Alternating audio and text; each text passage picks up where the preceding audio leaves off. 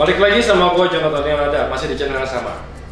Hari ini gue mau nanggepin tentang komen sempat gue baca tentang bagaimana sistem water system atau sistem instalasi air untuk frog room.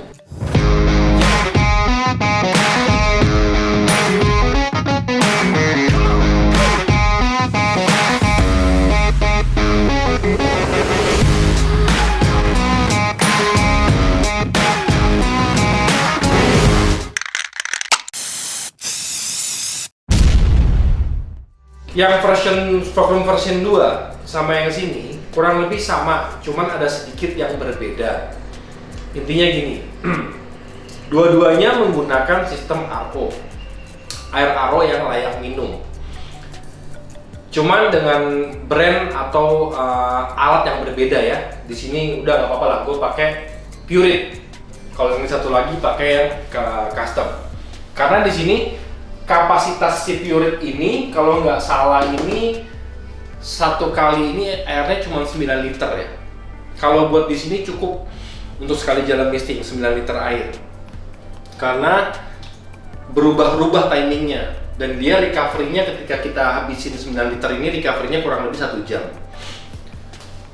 Ini untuk mensupport beberapa nozzle di sini ya. Kita hitung ya. 1 2 3 4 5 6 7 8. 8 tambah bawah 8 lagi berapa tuh ya?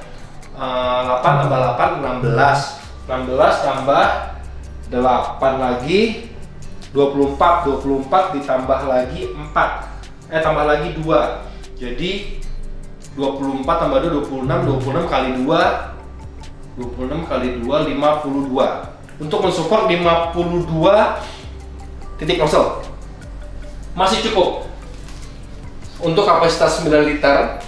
Dan timer yang gue pakai, nih ya, kita masuk sini. Timer yang gue pakai di sini nih. Ini gue pakai kebetulan misking. Pompanya juga misking di sini. Nih, bisa kelihatan nggak? Aduh, sempit. Nih. Di sebelah sini pompanya juga misking. Sebelum gue masuk ke pompa, gue akan menjelaskan kenapa kita harus pakai air ini atau air ini. Sebenarnya terbaik buat gue adalah Amidis mereknya. Tapi kenapa Amidis? Karena mereka adalah distilled water. Kalau yang nggak tahu, distilled water adalah air destilasi. Jadi mereka itu kandungan mineralnya bisa dikatakan hampir nggak ada. Kenapa gue memilih air destilasi? Untuk memperpanjang umur si nozzle.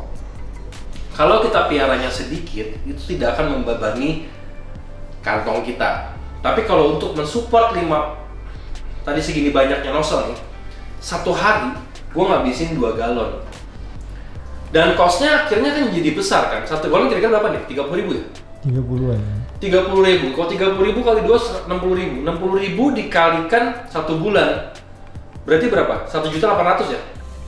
Mahal banget. Akhirnya gue memutuskan untuk menggunakan Pureit. Harganya kalau nggak salah sekitar 4-5 juta. Gue lupa, udah lama nih, setahun lalu gue beli. Jadi gue pikir dengan pembelanjaan gue 3 bulan, gue pakai ini udah selamanya. Memang ada maintenance, tapi maintenance mereka tuh murah. Secara 3 bulan sekali kalau nggak salah gue ngabisin uang sekitar 200.000 untuk penggantian sistem filter di dalam sini. Tapi dia tidak bisa mengalahkan dia. Kenapa? Gua kasih lihat. Seperti biasa, alat kita. Yang pertama, nilai plus dari si air destilasi ini, dia tidak memiliki kadar mineral. Milik juga tipis banget, hampir nggak ada deh. Ya, kalau ini mungkin masih ada. Ya, RO tidak memfilter si kerak-keraknya ini. Kita coba, kita lihat. Ini kan langsung dari sana ya. On TDS. TDS itu 1 dong. Tuh 1 sampai 2 doang. TDS-nya. Cuma 1 sampai 2.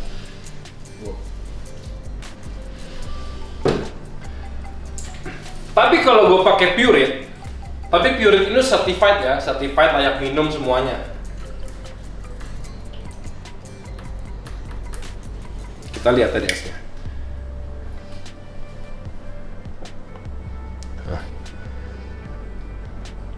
Sekitar 55. Sekitar 50 ke 60 lah kurang lebih itu. Tuh, 40-an sekian lah. TDS-nya. Jadi ini bukan yang bagus, ini bagus, ini layak minum banget. Dan memang mereka dijual buat digunakan di rumah tangga untuk diminum, dimasak, masak nasi apa semua, nggak masalah. Intinya gini, air yang layak minum untuk kita itu layak juga untuk mereka. Kenapa dari awal gue menekankan perlunya air destilasi untuk memperpanjang umur si nozzle? Karena nozzle yang kita pakai ini punya mikron yang cukup kecil untuk bulir-bulirnya, jadi biar gak gampang tersumbat. Bagaimana hasilnya? Kita lihat. Ini gue udah running sekitar setahun nozzle-nya. Kalau mau ngeliat bagaimana keluarnya air, coba nih, bisa nggak nih? Gue akan hidupkan. Dari nggak ada semprotan, gue bikin ada semprotannya nih. Kita coba ya.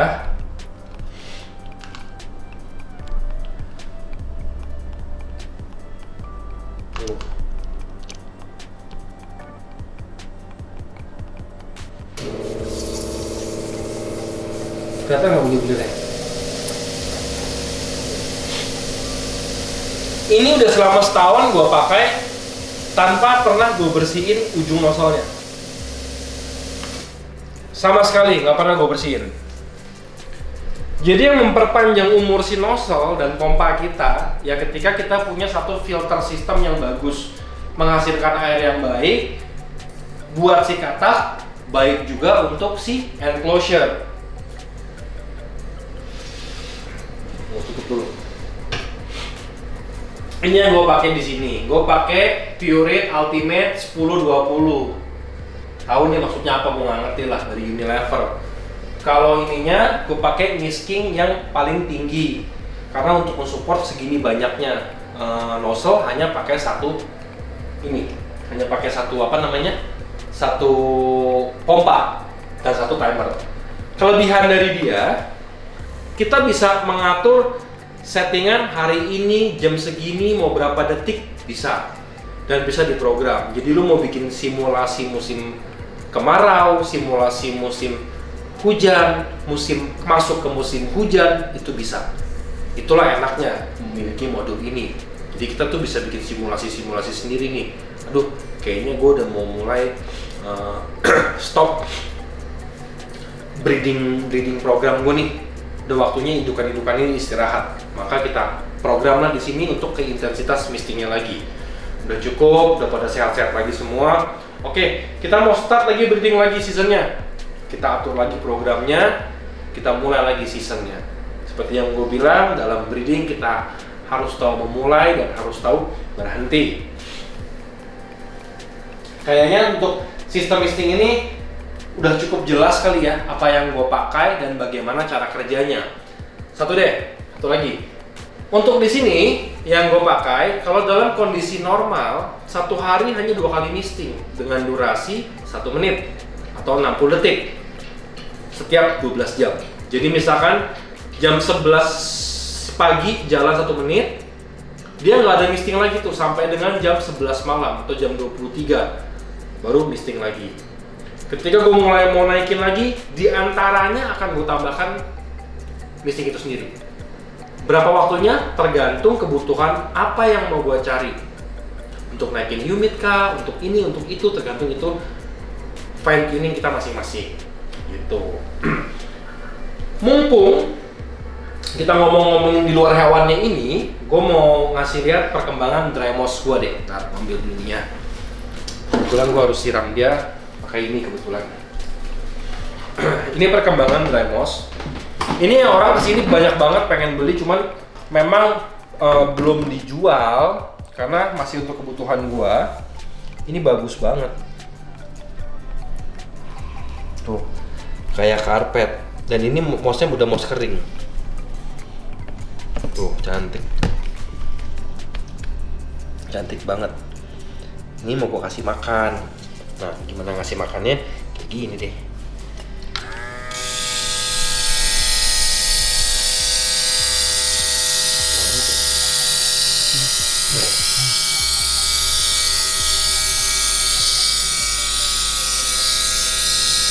Kita kasih makan. Ini nggak usah sering-sering, seminggu sekali aja. Tapi hasilnya luar biasa. Kalau habis diginiin jangan disiram ya. Biarkan mereka menyerap makanannya ini.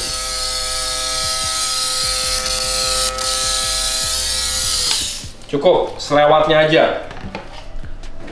Kembalikan lagi. Tutup.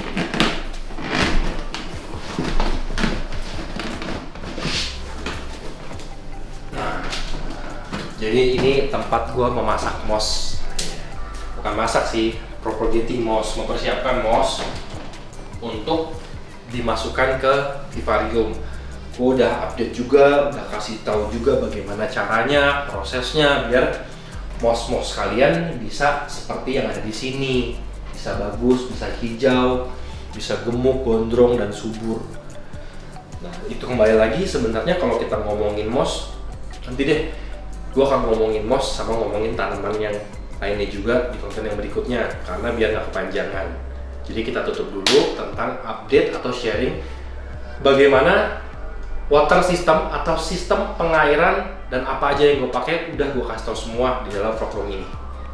Jangan lupa like, subscribe, komen, hidupin loncengnya dan share videonya.